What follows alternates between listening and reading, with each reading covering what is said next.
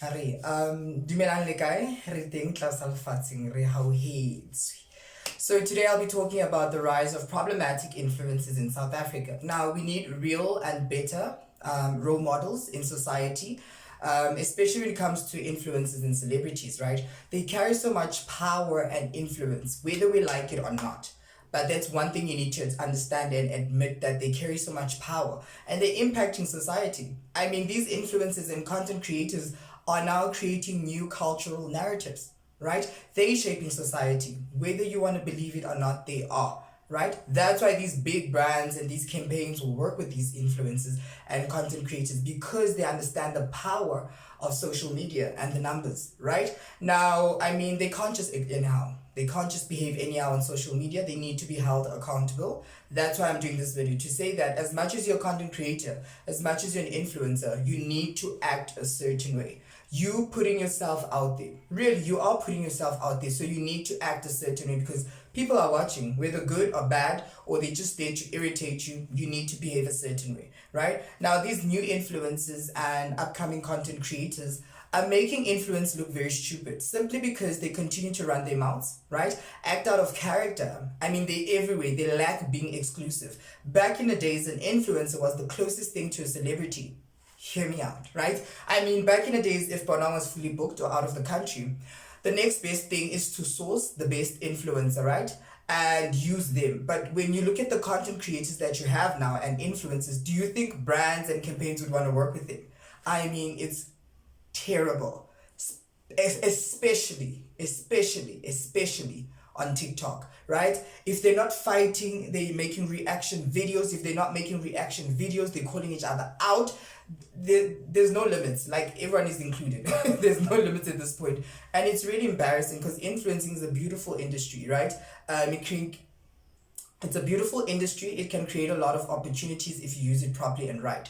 So with that said, just because you have the numbers and the engagement does not mean you need to behave a certain way or act out or act like a fool, right? You need to behave, right? You really need to behave, because people are watching you.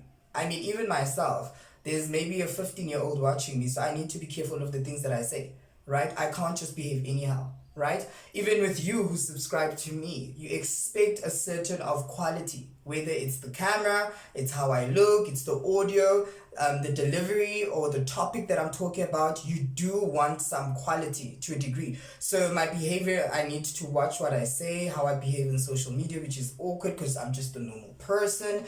And guys, this video, I'm just going to be free, right? I'm not going to really sit uptight and be as formal as I normally am with the other videos. I'm just speaking my mind. So with the influencing and the content creation space, right, you need to understand the following. Now, influencers are watched by thousands, if not millions, of followers on a daily basis, right? They followed and loved by young and old subscribers and followers. And how you behave matters. How you behave matters. What you do and say matters. It's very important, because you can influence 10 or thousands of people just by what you're saying or what you're doing, right? I mean, I remember coming across a video of Ntando, I believe, a little pretty girl, very pretty, who has 2 million subscribers, followers on TikTok. Sorry guys, I'm a YouTuber, I love YouTube, so I'm always thinking followers are subscribers, but either way, yeah. She has 2 million followers on TikTok, and she said, she has the video, I'll put it up here, I think, or this side, I don't know which one. I'll put it up and I'll come back and talk about it, right? But yeah. Yebo no-matric. Yebo umatric ukhona. Kodwa umsebenzi uthini? So what triggered me or made me question everything is that as much as you have this influence, there are certain things you cannot say. The fact that she's saying that people don't need to go to school and get a matric is something else. I mean, there could be a 13-year-old, 14, 15-year-old that's watching her and thinking that, oh, I'm not going to perform at school because Tando doesn't have a matric and she's doing well for herself, thinking that life is TikTok. There's life outside social media. Trust me, there is, you know? So you want to be very careful of the things you say and do as an influencer or content creator. You don't want to mislead people, especially your followers. And understand understanding that you have different types of followers, right? You have people who are in their teens, in their 20s, in their 30s, and etc., right? So you need to be very careful. You can't just post anything and anything every day. That's why I take so much time creating my content, because I always want to understand, why am I creating the video, right? As much as I love creating videos, I need to understand, why am I creating the video. I mean, I watch my what do you call this, my studio. It tells me the types of people that are watching me, and I've come to realize that it's a lot of women between the ages of 18, 24 and upwards, right? So I try to have serious conversations and fun conversations where I'll talk about science bougie, but I'll talk about Christianity, right? I'll talk about a latest trend, but I'll talk about relationships, you understand? And try and accommodate everyone. So that's what I'm also understanding as I embark upon this journey. I'm not an influencer, I'm not a content creator. I just love creating speaking videos and sharing my opinions, right? Now, building a brand is something that anyone can do these days. I mean, with consistency, hard work, a strategy, you can achieve this. But making people fall in love with you, right? Making people support you through thick and thin, making people to buy your products and support your businesses, that is a skill only a few can master. And guess what? These influencers are mastering the skill, because they're literally turning their followers into customers, right? Making these followers now buy their products or support their businesses, right? And one of the most beautiful things I've seen about influencing is when celebrities or influencers help out, right? I remember last season was raising funds for university students for registration fees. And now recently we saw with Brenda, a content creator, also helped her raise funds so that she can get on her feet. That's beautiful. That's the power of influencing, because they do these things on their platforms, right? This is why I think influencing started in the first place, to help your followers and also be helped in the process, right? But now this new age influencers, particularly the ones from TikTok, they're very dramatic. It does not make sense. Like, why would you build an entire online community to ruin it yourself, right? To take bread out of your mouth and ruin opportunities for yourself simply because you're trying to prove a point with a stranger online. Do you know how much work it takes to build trust and love from followers and subscribers, only to risk it all for one person? I mean, you can always argue and fight with this person offline, not on your Instagram stories, not on your feed, not on your live, but you can always deal with people, right? You don't have to do this online. Building a community online is no child's play. It's really no child's play. Even with me, I have 1,000+ of you guys subscribe to me. It's pressure. Every other day when I have to create a video, I'm thinking there could be a 40-year-old watching me, so I need to act accordingly. There could be a 19-year-old that's watching me, so I need to look cool. Do you understand? So it's a lot of work. It's not easy for someone to press subscribe and consistently come back and watch you and engage with you. It's really influence, it's power, right? I mean, guys, I appreciate the 1,000. I mean, it's a lot. It's not little, it's a lot. Where would I put you all in this room, right? I mean, I'll have to book a place and get us space. But having you guys here simply means that it's an investment, right? As much as you watching me, you're invested in me, and I need to invest in myself and respect you guys, right? That's why I always say the last time I saw with the last video that there was bad vibes, and I don't like that, right? Especially now on this platform, right? Please go watch the video. I don't know, I'll put it somewhere. I don't know, yeah, there, right? Where I was talking about how the rise of mean Christian girls, right? And the comments were okay. Some people understood where I'm coming from, but there's always that one that's gonna work on your nerves, right? And they were like, "But you gay? Are you saved?" You know? And I was like, "I've been gay all my life. Be creative, try something else, you know?" So next time, if you want to be mean on this platform, please have the confidence to leave your handles and your Instagram or TikTok names so that we can play, because I will play with you. Trust me, I will, you know, but not on this platform, because you know what I did? I deleted it, I removed it, and now I'm so smart. I asked someone and they were like, no, you can actually block words out. So I blocked certain words. And if I feel a certain topic will create chaos in my comment section, I'm going to close the comment section. I am not going to give people an opportunity to come and ruin what I'm trying to build or create for myself, right? These are the topics that's happening in society. I'm not coming for someone. Like, South Africans need to level up. IQ levels, right? This is a commentary channel, right? I mean, I see something that's trending and I bring it on YouTube. Why are you attacking me? Right? Be smart.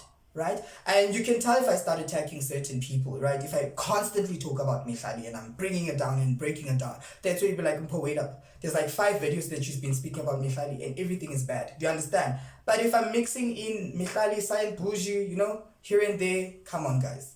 Let's be smart, right? With that said, let's get into the video.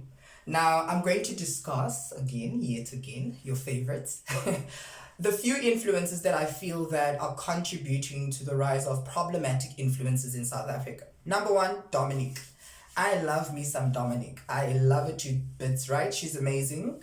She's beautiful, gorgeous. When I first saw her, I was like, girl can dress, makeup, like who the hell are you, She started speaking, I was like, I like it. She can articulate herself. She just sounds intelligent. I love people who speak, who can communicate, talk, But then I saw the first reaction video where she responded to a comment. I was like, no, good. It's a good thing. Deal with the bullies, stand up for yourself. But they kept on coming. They kept on coming. They kept on coming. Until to the point whereby last year, I don't know what happened to him, but everyone was now attacking him and calling him a bully and saying, why does he make people lose their jobs and certain things like that, allegedly. I'm not gonna play with him. So his brand was now no longer about the bubbly, beautiful dresses, makeup, hair, nails. Well, it was now constantly trying to prove yourself to people. And I was like, it does not really look right, it's not beautiful. So to Dominic, I'll just say focus on your beauty, focus on how you speak and deliver certain topics. The second person I'm going to talk about is Ndoiseni. I hope I'm pronouncing his name properly. He trended simply because of his dark humor. So I've been following him, I know his content, and he does have some dark humor and shade in his videos, right? And clapbacks. And he said something along the lines of people from Tembisa are crowding the Mall of Africa or something like that. And South Africa dragged him. They dragged him.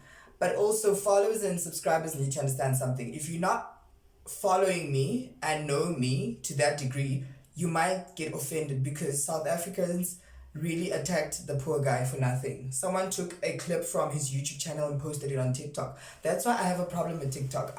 It takes me 10 years to post on TikTok simply because on TikTok they take things out of context, right? They don't understand what's happening. YouTube, you need to watch the entire video to understand what I'm saying, right? The third person is definitely Musa. I love me some Musa.